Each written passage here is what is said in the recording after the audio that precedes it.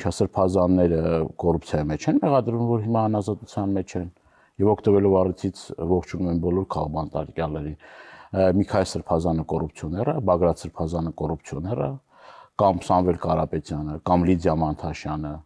կամ Որթեկորույս հերոսացին ծնողները կոռուպցիոներներ են, թե բլոգերներն են կոռուպցիոներ։ Մարդիկ հայտնվում են այդտեղ այն բանից հետո, երբ որ կոնկրետ քաղաքական դիրքորոշում են հայտնում եւ ընդդիմադիր կեցվածք ունեն։ Իրենք ճնշում են գործադրել դատական մարմինների վրա։ Այն դատավորը, որ որոշում է կայացրել, այն դատավորը Ռշտունի, որ որոշում էր կայացրել Հրայր Սարգսակյանին կալանքի չտանելու, Արման Եղոյանի գրառումը կարդացեք եւ ձեզ պարզ կլինի։ Կամ նույն ազգային ժողովում ինչ էին ասում,